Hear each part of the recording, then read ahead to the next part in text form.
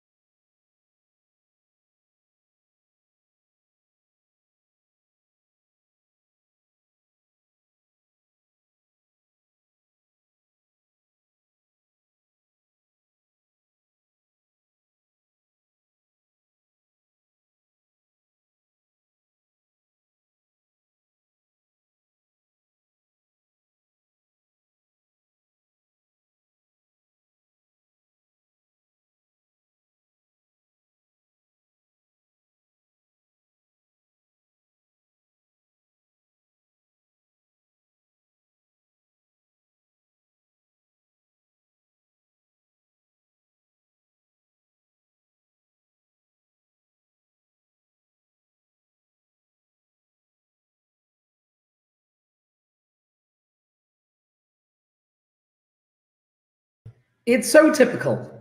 It's happening about 50% of the time. I've never witnessed a crash live. Yeah, Tenzi, my laptop seems to be struggling a bit these days. Let's try that again, shall we? So share screen. Let's try it again. And isn't it just ridiculous? Stop cam. Shrink that down. I don't know why it's doing it. Like, it should be able to do this. It must be because the camera's in use. Do you know what? The problem is I can't seem to find any rhyme nor reason to it. I thought I'd solved the problem. It won't crash this time. See, isn't that weird? And now it's fine. Go figure. Okay, guys, let's crack on. Everything's back up and running, which is great. My chat's there and everything. So, okay, today's oh my goodness, lost my words. Okay, Redox titrations. Redox titrations. Okay, now titrations were hard enough at AS anyway. Now when you get to A2, they just have to make it that little bit harder. So number 1, I need you guys to be able to recognize the questions. And you know what? This isn't going to be difficult. Yeah, learning objective. Able to recognize redox titration questions. Titration cues. It's easy because you can't really miss them. Then I need you to know your KMnO4. You need to be able to KMnO4 / K2Cr2O7 half equations, and you've got to know these off by heart. Half equations, and you've got to learn them off by heart. see what I've done there. The next one is the next one was be able to write the equations and use them to find be able to find concentration of unknown solutions or percentage purity of whatever they're testing. Those are the 2 things they tend to ask you to do these days. And then the last one is be able to it's to know practical issues, no prac problems. Okay, so the first thing I want to point out to you guys is that the process itself is the same. Yeah, this is still a titration.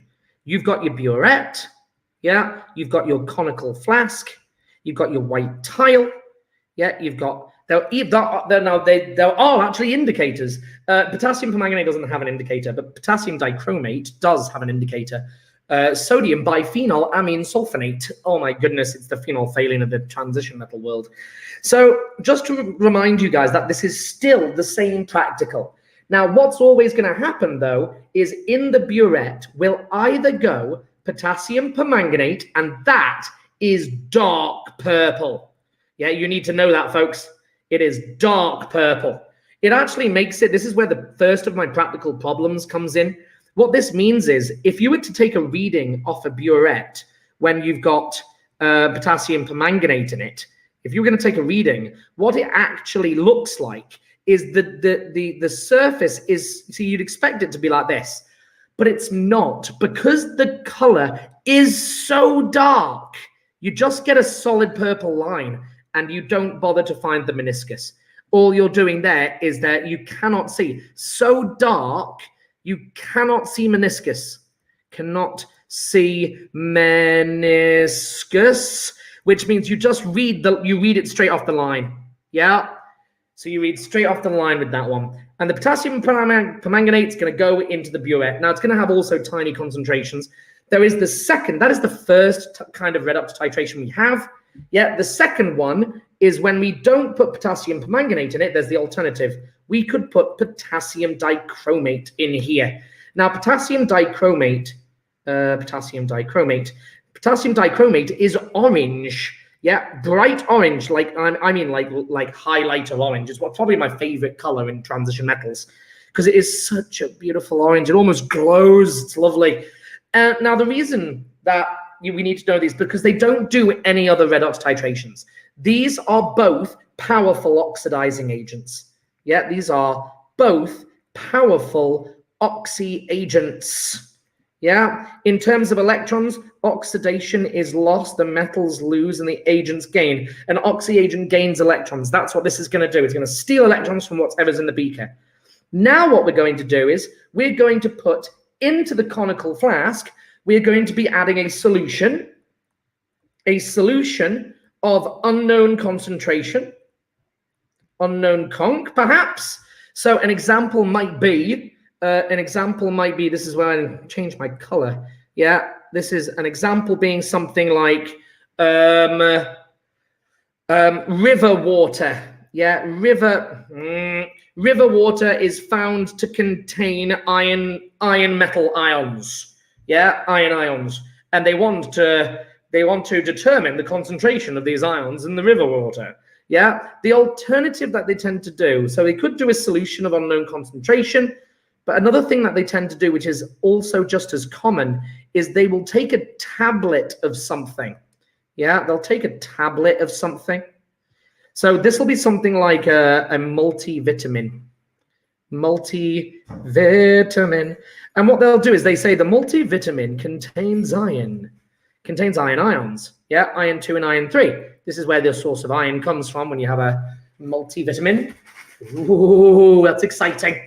Had a parcel arrive, new power bank. Whoop, whoop. So, and then what you're going to do is you're going to crush this up. Yeah, we will crush this up and then dissolve it into solution. Yeah. Anyway, so, and then this is where we end up with the percentage purity thing. That's where the percentage purity comes from. Cool. Okay. They can also do it for metals, by the way, as well. Yeah. Another common thing is they will give you something like an iron nail. Yeah. An iron nail. And they will tell you that the iron nail, yeah, they want to find out how pure the iron is in that nail. Just to tell you that this actually, during the 9/11 attacks, obviously, moment silent for the people who died. It was an awful tragedy.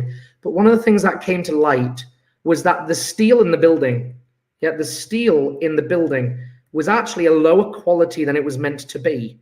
And what, of course, they did was they took a sample. They took a sample, a tiny fragment of the steel. They actually took them all around the building.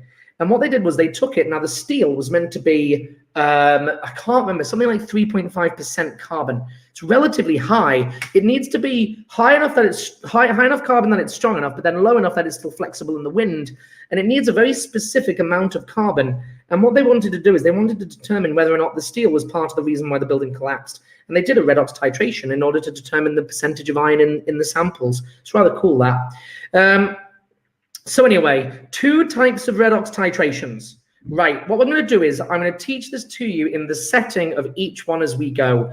So first thing, and you know what, in reality, I'm actually going to teach this to you in a question format. I think that is by far the best way to do this, because redox titrations are tough. And I need to show you how these are going to come at you. So if I go to Microsoft Word, and I'm just going to go to the first homework that I'm going to create, that I've created for you, and I'm going to have a go at question number 1. So let's go to the top. Okay, and what I'm going to do is I'm going to snip it, and then I'm going to add that to my notes. Come on, little lappy. Come on.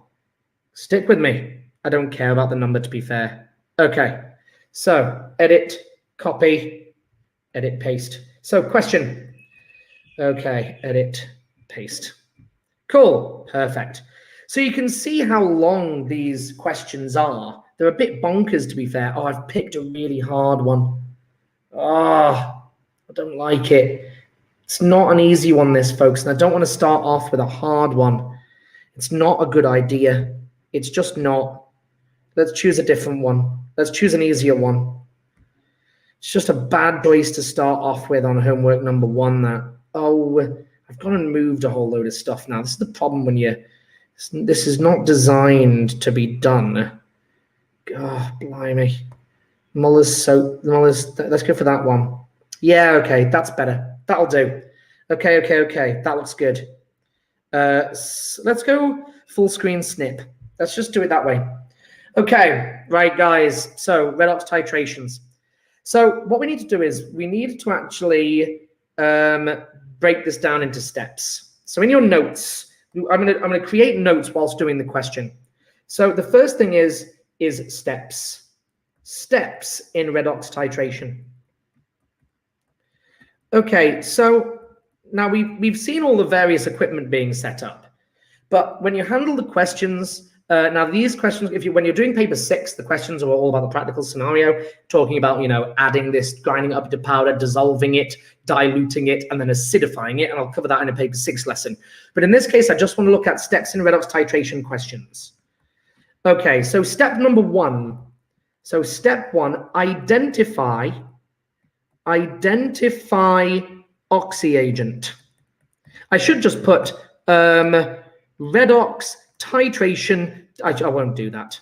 I'll put redox titration type, and the type, of course, is it going to be KMnO4 or K2Cr2O7? Which one is it? So question. Let's have a look. Let's go to the question. Trying to figure out exactly where this is going to be. That one. Think. Maybe. Don't know. Okay. Let's go for that. So straight away, I read and instantaneously you can see it. I'm going to be potassium permanganate in this case. Can be used to determine the concentration of iron, 2 ions, and ethane dioate ions in aqueous solution. Right. So I want to talk to you about these 2 things that are now going on. So step number 2. Step 2. Half equations. Okay. So you have to, guys, I'm really sorry, but you have to know these half equations. These you have to learn. Now, can I just point out, you can build them, and in reality, all I need you to do, so let's do the first one. Let's do potassium permanganate, dark purple, MnO4 minus, going to, notice my changing color, pale pink, Mn plus 2. This is going from dark purple to colorless. Yeah, this is dark purple to colorless. Now, can I just point out this actually is a trap? The reason being is the end point. This is all these stupid difficulties. The end point of a potassium permanganate titration endpoint is colorless to pink. How stupid's that? And the reason being is, I'll explain that, see later notes. Yeah, endpoint for KMnO4, yeah, potassium permanganate endpoint is colorless to pink. And so what I now need to do is I now need to build this half equation. That's actually the only bit I need to remember. Once I've memorized that, now I can build it. Now I'm going to add 4 waters. I'm going to moe this. Metal, water, acid, electrons. So metal, 1 metal, water for oxygens, hydrogens for hydrogens, but it's actually hydrogen ions. Yeah, there we go. Now electrons for charge, 5e minus. You need to learn that equation. You don't need to learn it, you just need to learn. The bit you need to learn is this bit. Learn him. In fact, just learn that bit, because then you can just build it. Yeah? Okay, so there's the half equation for potassium permanganate. The other half equation, let's do that for the other one whilst I'm here. K2, it's a bit thick, let's change that.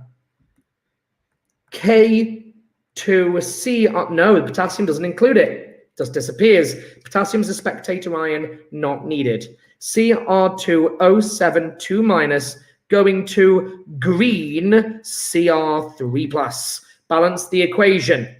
2 plus 7 H2Os plus 14 H pluses plus 12 on this side, plus 6 on that side, add 6e minus. I'm building it, not learning it. There we go, but you've got to learn the middle bit. Right, so you have to learn these equations. The reason being is, when you perform a titration, yeah, let's go back to GCSE for a minute. At GCSE, titrations are really nice and easy. What you do is you have your acid or base in your burette, yeah, and you have 25 centimeters cubed of unknown, let's say, unknown acid. I'm going to put sodium hydroxide in the burette of 0.1 molar. Yeah, so I know its concentration. Then what I do is I add the sodium hydroxide until I get it tighter. I do that 3 times and then take the average titer. So I would then say that the titer would be 19.60 centimeters cubed. Right, now I can work out the moles of him. And of course, because I know the equation that the acid reacts, let's just do a real one. Let's say the acid was sulfuric. I know that I can write down an equation for that, and the ratio is 2 to 1. Because once I get to moles in a titration, I need to use the ratio. This step is so important, and this is where the redox bit gets tricky, because we need to find the ratio, and that ratio changes depending on whatever thing you're titrating.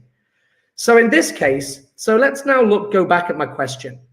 So my question states, potassium permanganate can be used, yeah. So write the ionic half equation for the reduction of manganese 7 ions in acidic solution. Right, so the bit I have learned, MnO4 minus, goes to Mn2 plus. Yeah, right. Finish. 4 H2Os, that's the bit I've learned. Plus 8 H pluses, plus 5 electrons, I'm done. Right, question number 2. Write the half equation for the oxidation of water to form oxygens, form oxygen and hydrogen. Right, okay, so the half equation for the oxidation of water to form oxygen. Moe it, no metal anywhere. Water for oxygen, add H pluses, 4 of them, and then add 4 electrons. Right, so I've created my 2 half equations. Step 1 and step 2. So step 1, identify the redox titration type. Number 2, write the half equations that you need for the one that you've learned. Yeah, and then step 3, combine the 2 half equations from the question. So in this case, and you can see where this question's going. Yeah, they've given us, I'm going back to this, now there you go. Combine to derive an overall equation to show the production of oxygen in acidified potassium permanganate solution. So the step 1 is the next one. So we've written out the 2. I'm going to go full screen snip. There we go.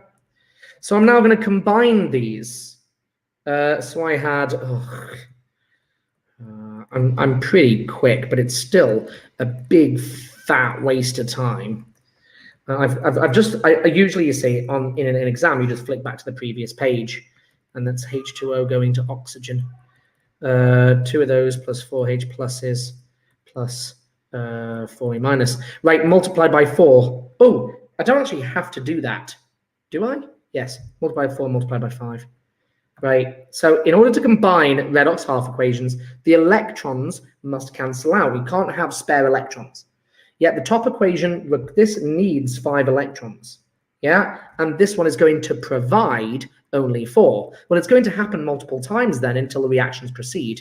So I need to make sure that the electrons cancel, so times it by 4.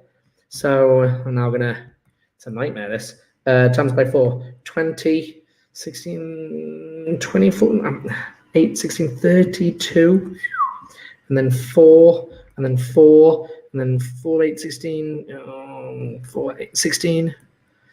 And then this one's times by 5, so that's 10, 5, H pluses, 4 is going to be 20, and then 20. Right, put them together. So final answer, electrons disappear. Most of the hydrogens disappear. 20 of them vanish, and I'm down to 12 on that side. Waters disappear. Those completely disappear, and I have 6 left over. Final product is going to be eq 12 H pluses plus 4 MnO4 minuses going to 4 Mn2 pluses plus 5. Oh, my waters have disappeared. Oh, that's a nightmare. Hang on a sec. Because the waters have disappeared? That's strange. Because how could you have an equation where it doesn't appear? Really weird. Don't like that. 5 O2s plus 6 H2Os. And all the electrons disappear. I think that should now all add up. It'll be interesting to see if it adds up. 12 plus, 4 minus, 8 plus, 8 plus. It does add up. It's really weird. So it's saying that the potassium permanganate is reacting with the water, but it's just not appearing in the overall equation. What a disgusting one. Calculate the E cell and hence explain why this aqueous solution of potassium is unstable. That's really clever. Go back to the question. Calculate the E value. You need various data points from the data booklet. That's a nightmare. So you're going to find those 2 half equations and write on, you know, the fact that the E values, the E cell is going to be positive, which means it's going to be occurring. So making that solution, it's going to make it so it's not safe. Why is it unstable? Hence why the aqueous is unstable. It's because it's going to produce oxygen. It's weird that I say the word unstable. It's because the reaction will be happening. Anyway, next. Okay, now they've said, okay, this is the real calculation. Okay, so full screen snip. So in terms of steps wise, okay, so combine the 2 half equations. Okay. Step 4, find ratio. Find wanted ratio. So let me show you that in this question. So it's then said 250 centimeters cubed of a solution containing 10 grams of Moa's salt were prepared. Separate 205 centimeter samples of the mixture were taken. Right, so 10 is going into, oh, I don't want to write on that, do I? Nope. That's better. 10 is going into 250, but I'm then taking a sample. So there's going to be a times by 10 here to get back to the original at some point. Yeah. It then says the solution was pipetted into the conical, excess sulfuric acid added. By the way, just to mention, practical problem. Yeah, the acid to use in a redox titration, you always use dilute sulfuric acid. You can make that as a nota bene. The reason being is you can't use hydrochloric acid because it'll react with the oxidizing agents, turning into chlorine gas. Your titration becomes too large. You can't add nitric acid because nitric acid is an oxidizing agent. which means it'll actually reduce your titer because it'll oxidize some of the actual reactants that you got in the beaker anyway. So you have to use dilute sulfuric. Nightmare. Describe how you would prepare. Oh, look at that. AS question straight off the bat. How would you prepare a 10 gram given the 10 gram solid? Wow, that's interesting. 4 marks. So you're given 10 grams of the solid. Okay, so I'm assuming we're going to have to do way before, way after. This is making up a standard solution. Bullet point number 1. There's our weighing boat with 10 grams on it. So step 1, transfer solid to beaker. Yeah, transfer the solid into a beaker. Yeah, transfer solid into beaker, and then weigh the boat empty to check if all 10 grams transferred. Right, next, transferred. Next, now we're going to add, step 2, add a small amount of water. So this is step 1. Step 2, step 2 is add water. Add water, deionized water, deionized water. Deionized water, small amount, to dissolve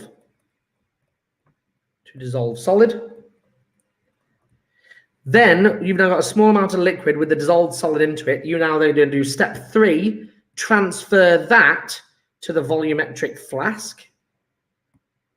Yeah, oh, my tablet's got a little bubble. Look, won't let me write in that little space right there. Nightmare. Look at that, won't let me do it. So transfer that to a volumetric flask. Transfer to volumetric flask. Add deionized water up to the line. Add deionized water and homogenize. Deionized water to line. Then homogenize, which means shake with conc. Homogenize. Oh. Shake until homogeneous. Homogenize mixture. It just means shake until it's even. Cool. So very much a practical question. Let's go to the next one. State what you would see at the end point of this titration. Okay. So this one is colorless to purple. Let's explain why. So I am doing a potassium permanganate titration. Yeah. This container is full of dark purple liquid. And I mean dark. You know, this stuff is seriously dark. Yeah, there we go. It's full of dark liquid. Now, what's now going to happen is we know that the salt, the solution that we're making up, contains iron 2+. Now, iron 2+ is a pale green solution. So pale, you can't really see it. Yeah, it's going to start colorless. It's going to be so dilute that it's going to be colorless. Now, watch what happens when this drips in. Yeah, when the potassium permanganate drips into the beaker, you know, drop, and these are dark purple. When they hit the surface of the water, yeah, when they hit the surface, they instantaneously turn colorless. Let me tell you why. The reason being is because the potassium, the iron 2+ is reacting with the potassium permanganate. Yeah, this is an oxidizing agent. It's going to turn the iron 2+ into iron 3+, which is a pale yellow in solution. And the manganese becomes colorless Mn2+. So it instantly turns colorless.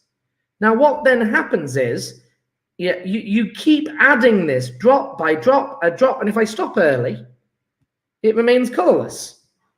You know, I've added this much, I've gone down from here to here, and it's still colorless. But eventually, one of the drops will go in, and it will push it into excess, and I will get a very pale pink solution, because the potassium permanganate, the KMnO4, is now in excess.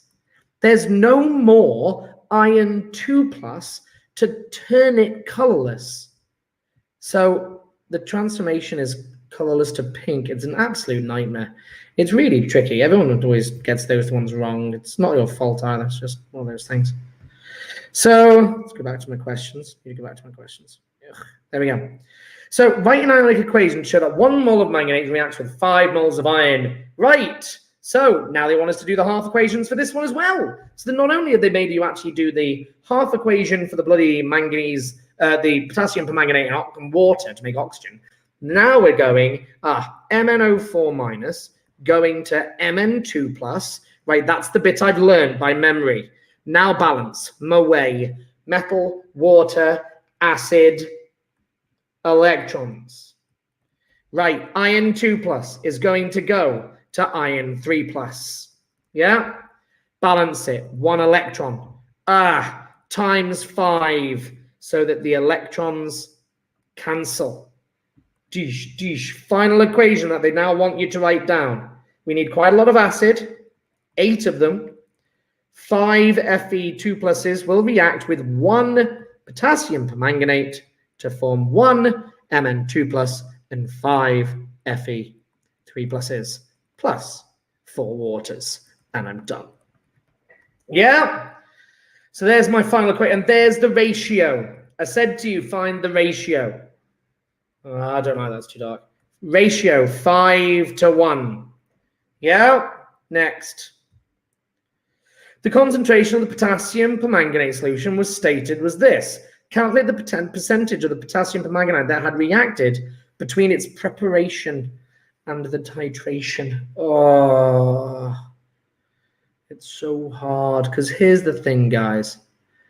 What they would this is really clever, because what they're essentially saying was that we understand that it's going to react with all kinds of stuff, including water in the beaker. So if it's reacting with the water in the beaker, yeah, some of the potassium permanganate is going to have already been used up before you even start your redox titration. So they're asking us to work out its original concentration using this process. Yeah, we're going to work out the original concentration of the Mohs salt. Yeah. Then what we're going to do is, I don't want to leave that there because it'll save. Then what we've done is we've been told that the potassium permanganate is what concentration? Well, they've not actually told us. The molar mass of this, okay, the concentration of potassium permanganate was that. You run through the titration and you realize that some of the permanganate had already been used up. It's a really, really hard equation. These questions are really hard, and I need to get you on board with doing them. That question there is still just a bit too hard, really, for my liking. But by the way, these are all from real exams. Redox titrations are incredibly tough. I want to try and find, hang on a minute, I've got loads of examples. I've saved these from many years ago. So if I do redox titrations.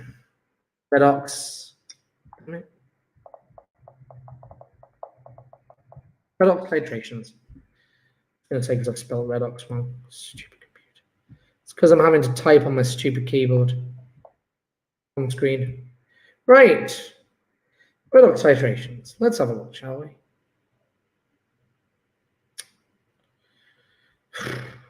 Don't like it.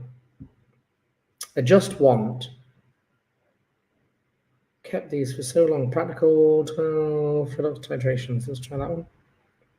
That'll do. Okay, that'll do. That'll do.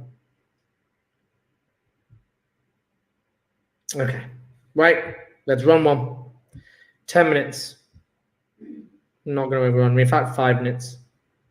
So this is just a much more simplified version of this question. Yeah, it's a much more simplified version. And I just want to show you this in its entirety. The problem with me having to do these questions, especially without a data booklet, and I don't want to be flipping between it anyway, I just want to show you one in its entirety, all the way through. Come on! Are you having a laugh? Are you actually joking with me right now?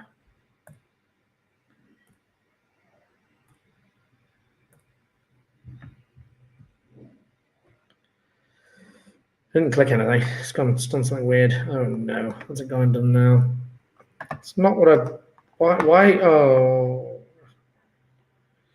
My laptop's gone crazy.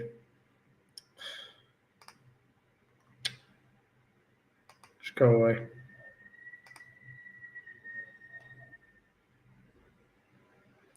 I'm losing the will.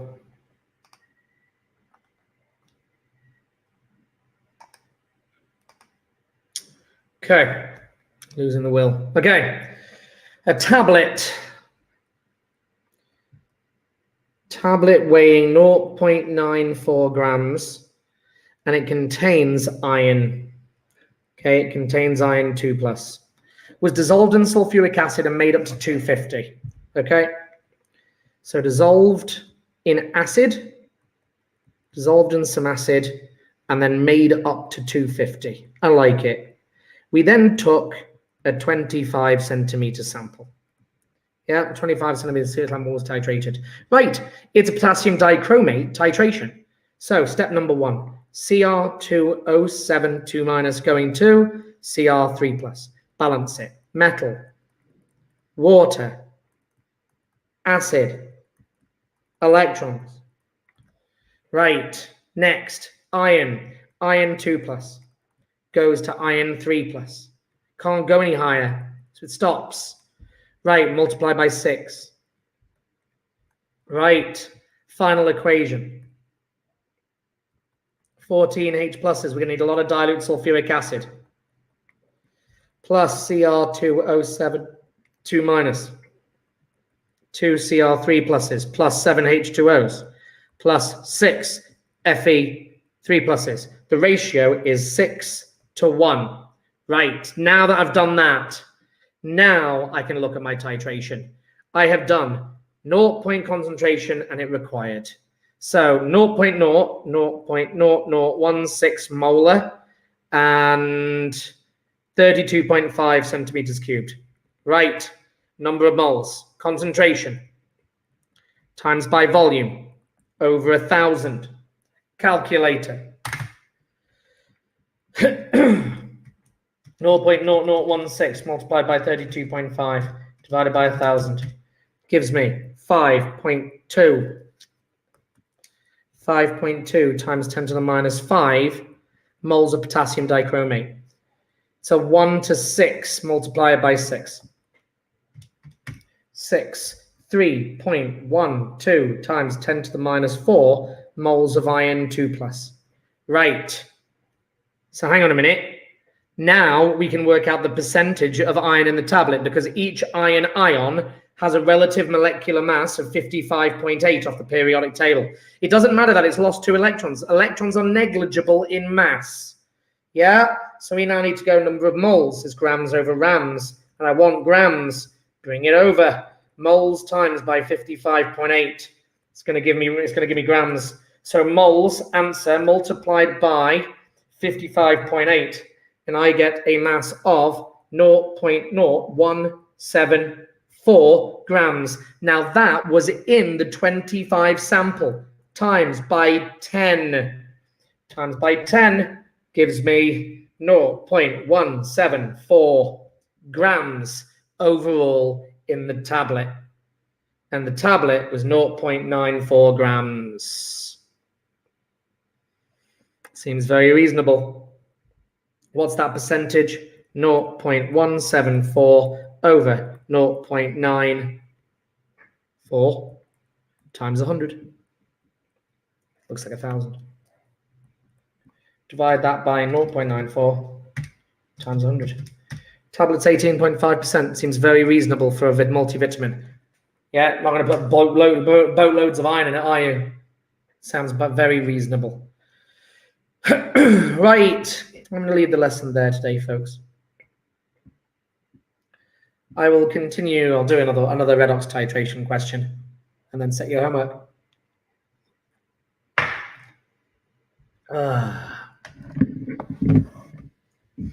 Start camp.